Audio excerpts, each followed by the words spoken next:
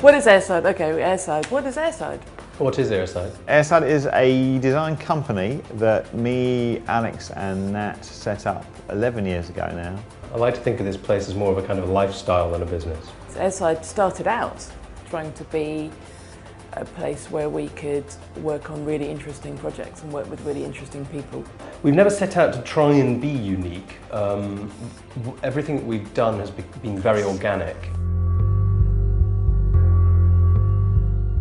We enjoy being versatile and working in a whole different bunch of media. To say what makes us different is the sheer span of everything we do. Being proficient in a wide range of media is kind of what you need in today's multi-diverse world where we're having all these messages thrown at us in different ways. You need to have that clarity across the board. So.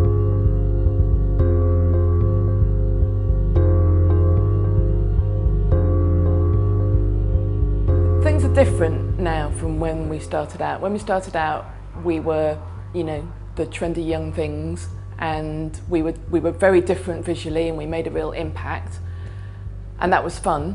But 11.5 years on, we've matured, and I think what we offer our clients now is a depth and an experience that we never could have offered anyone 10 years ago. So when we're working on a big job, we understand how design fits with people's business needs.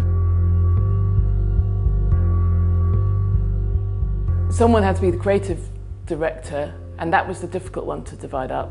We think that we generally stand on three pillars. Fred in more traditional design, graphic design and illustration field, Nat more in the digital sphere, myself more in moving image. A lot of the narrative storytelling we're doing is also very much based on what we've learned through doing digital projects.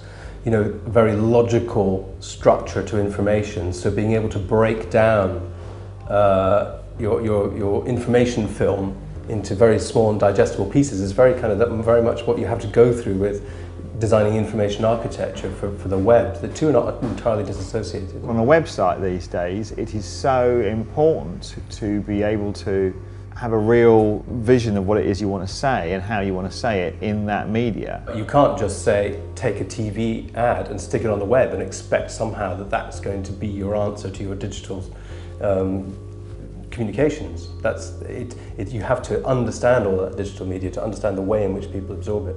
It's not that it doesn't look right, it's not that they haven't got the right core message, it's just that it hasn't been delivered in the right way.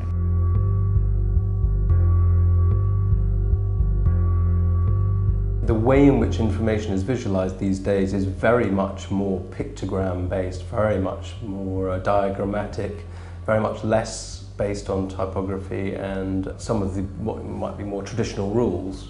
Typography is probably a more important skill than ever, though at the same time, in order to make your simplicity of communication.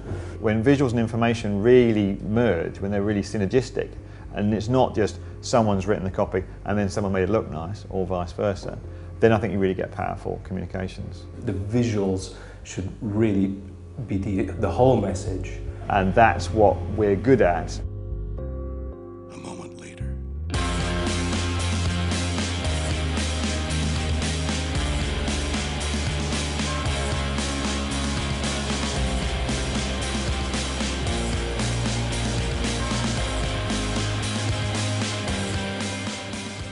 So our working process usually begins by getting as many people as we can who are in the studio around a table and discussing the job and trying to get to a state which we describe as the group brain. But one of the things that I think is quite different about Airside is that we're not a kind of star company. We're not about realising the director's vision. One of our core theories about running this company is that in order to attract the best designers to work for us and to have people in the studio giving their best work to the work that goes out the door, you have to give people real ownership of A, the company, and B, the job. Certainly when it comes to the creative side of things, and there's no one coming along saying, change that, or as they say, JFDI, just fucking do it. We try and avoid that as much as possible. It's all about teamwork with the client, and time after time, it doesn't matter what kind of client you're working for, it's all about the personality. So I don't think we have a process, but we kind of know when there's a good fit, and we kind of know when a project's going to be good when you've got the right team. Always a client will take you somewhere you wouldn't have gone on your own. So that's the power of the client. When we do projects ourselves with no client, they're great and they're fun and there's a lot of freedom involved. Sometimes they're not as exciting, often they're not as exciting as the client work, because that's where you really stretch yourself. It's very good zen, it's very good practice to take the thing that you love and have the client pull it apart, and not to go, no, you can't change it. You know, the client designer war is such a cliche, and to transcend that, I think, is really the path of the ninja designer. You know, that's the real transcendence in design. I think it's hard working the way we work, because you have to continually remember to trust people and drop your ego, but I think it's very rewarding and it really works. And so at last, I understood.